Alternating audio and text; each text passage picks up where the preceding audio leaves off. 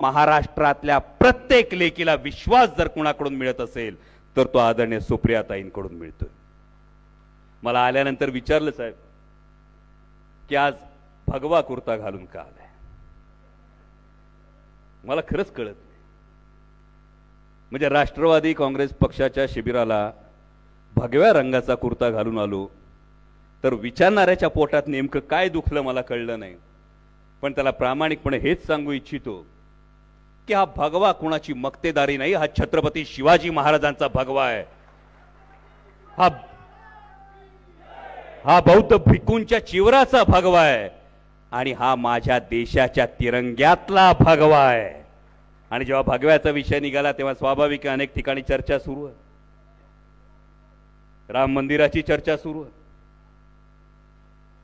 राम मंदिराची चर्चा सुरू झाल्यानंतर अनेक जण त्याविषयी अनेक विधानं करतात आणि काही राजकीय पक्ष तर ही आमची मक्तेदारी असं म्हणतात। त्यांना प्रामाणिकपणे सांगू इच्छितो, प्रभू श्रीरामचंद्र जेवढे तुमचे आहेत त्यापेक्षा जास्त आमचे आहेत।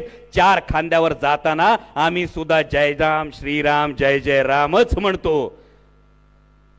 आणि दशक्रियेला जेव्हा कावळा शिवायची प्रथा असते ना, त्याला सुद्धा रामाचा उशापच कारणीभूत असतो। हे जेवढा श्रीराम तुमचा आहे तेवढाच आमचा आहे।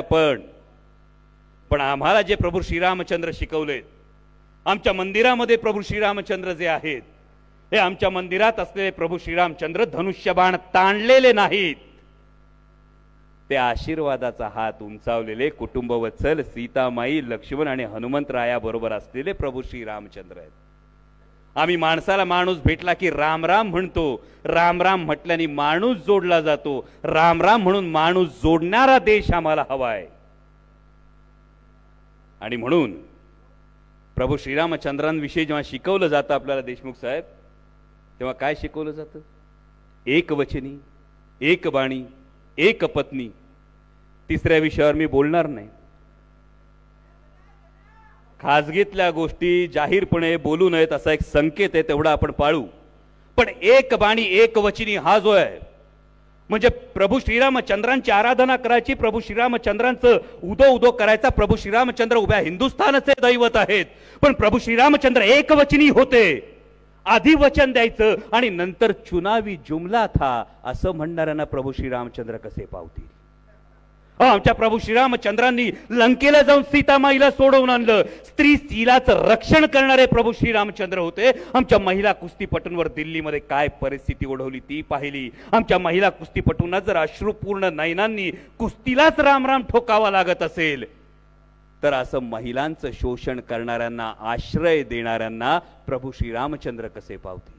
मग शावटे सरांनी सांगितलं, प्रभू श्रीरामचंद्रांनी वनवास पत्करला। हा वनवास पत्करला तो पित्याचं वचन पूर्ण करण्यासाठी पत्करला। आपल्या पितृतुल्य गुरुला दगा देऊन वनवासात जाण्याचा सल्ला देणाऱ्यांना प्रभू श्रीरामचंद्र कसे पावतील, हा महत्वाचा सवाल आहे। पाटील साहेब, मी नारायणगावचा, नारायणगाव आमची तमाशा पंढरी, महाराष्ट्राची लोकसंस्कृती। त्या दिवशी आमचे एक ताते आहेत नारायणगावला, वग लिहितात भन्नाट। या बातम्या यायला लागल्यानंतर ते आपले लिहित होते। मी भेटायला गेलो, रामराम झाला। रामराम झाल्यानंतर म्हटले, हे जे काय राजकारणाचं रामायण चाललंय ना, त्यांनी पेपर आपटला। म्हटलं, तात्या जरा वग लिहिताना चूक झाली। काय? म्हटलं, राजकारणाचं महाभारत चाललंय, रामायण कुठं? म्हणणाऱ्या गप, तुला कळत नाही, रामायण चाललंय। म्हटलं, तात्या आता कसं चाललंय रामायण तुम्ही सांगा। ते म्हणले, मला सांग, सीता हरण झालं कुठं? म्हटलं, जे वाचलंय ते दंडकारण्यात झालं। दंडकारण्य म्हणजे कुठं? म्हटलं, महाराष्ट्रात झालं। म्हणजे हा, महाराष्ट्रात झालं। म्हटलं, आता खुलून सांगा। ते म्हटले, जेव्हा सीतामाईचं हरण झालं त्यावेळी कांचनमृग होता, कांचनमृगाच्या पाठी राम धावायला लागला। आता कांचनमृगाचं रूपडं बदललंय, कांचनमृगाला सोन्याचं कातडं नाही, त्याला 50 खोक्यांचं जाकीट घातलंय। आणि जसं कस्तुरी मृगाच्या बेंबीत कस्तुरी असते, ईडी सीबीआय इन्कम टॅक्सच्या कारवायांपासून अभयाची कस्तुरी त्या कांचनमृगाकडे। रामायणात सीतामाईचं हरण झालं होतं। आत्ताच्या कलियुगात म्हणे महाराष्ट्रामध्ये पक्ष आणि चिन्हाचं हरण होतंय. म्हटलं तात्या, फक्त पक्ष आणि चिन्हाचं हरण होत नाही, माझ्या महाराष्ट्राच्या अस्मितेचं हरण होतंय. पण म्हणे रामायणात झालं काय पुढं? प्रभू श्रीरामचंद्र लंकेला गेले. लंकेला जात असताना समुद्र कसा ओलांडायचा हे बघायचं होतं. प्रश्न सगळ्यांना पडला होता. सोबत वानर सेना होती. म्हटलं या वानर सेनेचं काय? तात्यांनी सांगितलं, वानर सेना म्हणजे सगळ्यात साधी. त्यांच्याकडे हत्यारं नव्हती, शस्त्र नव्हती, समोर राक्षसांची सेना बलाढ्य होती. त्यांच्याकडे सगळी यंत्रणा होती, ती सुसज्ज होती. आणि एवढं सगळं असताना वानर सेनेकडे काहीच नव्हतं, ती सर्वसामान्य वाटत होती. म्हटलं वानर सेना म्हणजे कोण? म्हणजे एवढे कळत नाही का? सर्वसामान्य असलेली जनता ती ठरवणार रावणाचा वध करायचा तो कसा करायचा. पण समुद्र ओलांडायचा तर कसा ओलांडायचा? म्हणे रामायणामध्ये श्रीराम लिहिलं आणि दगड पाण्यावर तरंगले. सर्वसामान्य जनतेला भारतरत्न डॉक्टर बाबासाहेब आंबेडकरांनी संविधान दिलं आणि विषमतेच्या सागरावर सर्वसामान्य माणूस तरुण गेला. आणि म्हटलं सगळ्यात शेवटचं राहिलं. या वानर सेनेचं मनोधैर्य वाढलं. त्या हनुमंतानं जेव्हा उड्डाण केलं तेव्हा वानर सेनेचं मनोधैर्य वाढलं. ते मनोधैर्य कसं वाढणार? तेव्हा तात्यांनी सांगितलं, सर्वसामान्य प्रत्येक पक्षातला कार्यकर्ता जेव्हा कंबर कसून ताठ मानेला लढायला उभा राहील, ती प्रत्येकाची हनुमान उडी असेल. ती उडी घेण्यासाठी फक्त तुम्हाला विनंती करतोय, कलियुगातलं सुद्धा रामायण बदलू शकेल. त्यानंतर अनेक पत्रकारांनी विचारलं, पण याचं निमंत्रण मिळालंय का? आपल्यापैकी अनेकांना प्रश्न विचारला असेल. निमंत्रण आलं का? राम मंदिराच्या उद्घाटनाचं निमंत्रण आलं का? म्हणलं राम मंदिर होतं, ही आनंदाची गोष्ट आहे, त्याच्या निमंत्रणाची कशाला वाट बघायची? कारण संत शिरोमणी सावतामाळी महाराज हे अरणला राहायचे. अरण पंढरपूर पासून फार जवळ होतं. अरण पंढरपूर पासून फार जवळ होतं, तरी संत शिरोमणी सावता महाराज हे अरणला गेले नाहीत. तर त्यांच्या भक्तीमुळे, कारण कांदा मुळा भाजी अवघी विठाई माझी म्हणत कर्माला भक्ती मानणाऱ्या संत शिरोमणी सावतामाळी महाराजांना भेटायला पांडुरंग पंढरीवरून अरणला आले. जर हा आदर्श आपल्या समोर असेल तर कर्मामध्ये असणं हे जास्त महत्वाचं. आता आपण ऐकतोय अबकी बार 400 पार. ऐकलं ना? हा, ऐकलंय? काय वाटतं?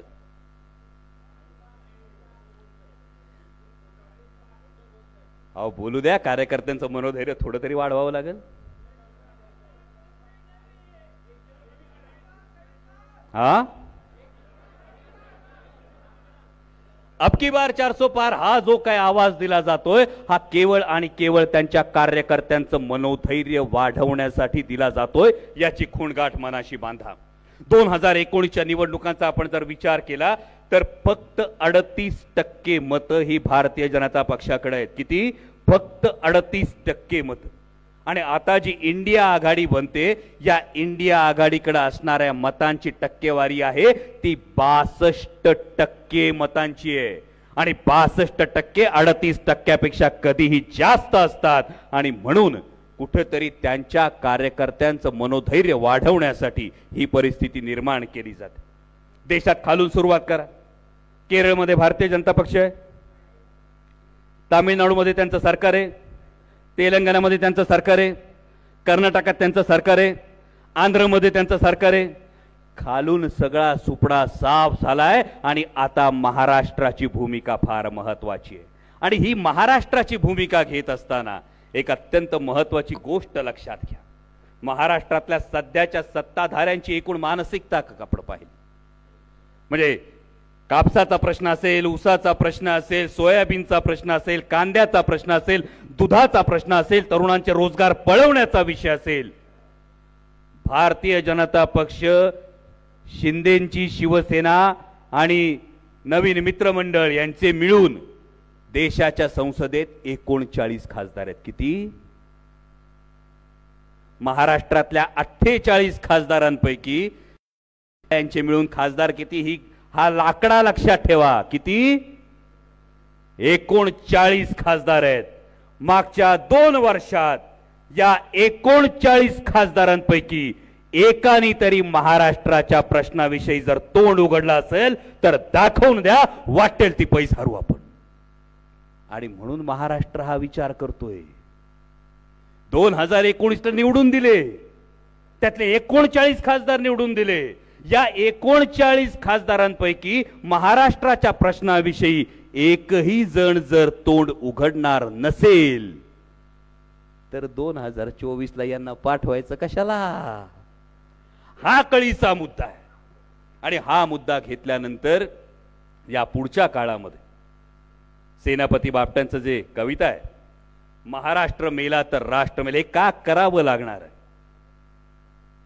हा गमतीने जेव्हा सांगतो 39 खासदार एकही वाक्य बोलत नाहीत, हा गमतीचा भाग जर सोडून दिला तर लोकशाहीमध्ये महाराष्ट्रासाठी ही लाजिरवाणी गोष्ट आहे की महाराष्ट्रातून निवडून गेलेले 39 खासदार जेव्हा महाराष्ट्रातला शेतकरी नाडला जातो, महाराष्ट्रातला उद्योगधंदा पळवला जातो, महाराष्ट्रातल्या तरुणाच्या नशिबी बेरोजगारी टाकली जाते, तेव्हा 39 खासदारांपैकी एकही जण अवाक्षर काढत नाही. ही शर्मेची बाब आहे. 48 पैकी 39 खासदार. आणि ह्या महाराष्ट्राचा स्वाभिमान जाग होणं गरजेचं आहे. कारण महाराष्ट्र मेला तर राष्ट्र मेले, सेनापती बापटांनी सांगितलंय. महाराष्ट्र मेला तर राष्ट्र मेले, महाराष्ट्राविना राष्ट्र गाडा न चाले. खरा वीर वैरी पराधीनतेचा, महाराष्ट्र आधार हा भारताचा. एवढी मोठी जबाबदारी आज तुमच्या प्रत्येकाच्या खांद्यावर आहे. आणि ही जबाबदारी घेऊन लढताना प्रत्येकाचा प्रश्न आहे. म्हणजे आमच्या अशोक बापूंसारखा शिलेदार असेल, महाराष्ट्र सरकार 5-5 NPA मध्ये असणाऱ्या कारखान्यांना शेकडो कोटींचं कर्ज देतं, पण NPA नसलेल्या आमच्या घोडगंगा सहकारी साखर कारखान्याला केवळ संघर्षाची भूमिका घेतली म्हणून खड्यासारखं बाजूला केलं जातं. राजेश भैया टोपे असतील, बाळासाहेबजी पाटील असतील, जयंत पाटील साहेब असतील, भुसारा साहेब असतील, आमचे अभिजित आबा असतील, संदीप क्षीरसागर असतील, सगळे लढतायत. का लढतायत? कारण उद्याचा जेव्हा इतिहास लिहिला जाईल तेव्हा हा इतिहास लिहित असताना तुम्ही मान झुकवून शरण जाणाऱ्यांच्या गर्दीत होतात की ताठ मानेनं लढणाऱ्यांच्या सैन्यात होतात, हे इतिहास तुमची नोंद कर. आणि म्हणून तुम्हाला प्रत्येकाला विनंती करतो, एक हात वर करा, स्वतःच्या पाठीवर ठेवा, शाबासकी द्या. ही शाबासकी यासाठी की महाराष्ट्र जिंकायला जेव्हा औरंगजेब आला होता ना, तेव्हा त्या औरंगजेबाला, काबूल ते बंगाल सल्तनत असलेल्या औरंगजेबाला महाराष्ट्र जिंकताना टाचा घासत इथं जीव सोडायला लागला होता. तो पराक्रम स्वराज्य रक्षक छत्रपती संभाजीचा होता. होय, स्वराज्य रक्षकच आजही म्हणण्याची ताकद आहे. आणि त्यामुळे तुम्ही प्रत्येकाचं अभिनंदन एवढ्यासाठी केलं की जेव्हा संघर्षाची वेळ आली तेव्हा शेपूट घालून पळून जाणाऱ्यांच्या भेकडांच्या गर्दीत तुम्ही नाही, तर लढणाऱ्या वाघांच्या सेनेत तुम्ही सामील आहात. यासाठी तुमचं प्रत्येकाचं अभिनंदन. आणि जाता जाता समारोप करताना एवढंच सांगतो, ठणकावून सांगा, काय भ्यायची गरज नाही कोणाला. हाय काय गमवायचं तर मला विचारलं सगळ्यांनी, अरे कशाला अंगावर घेतो?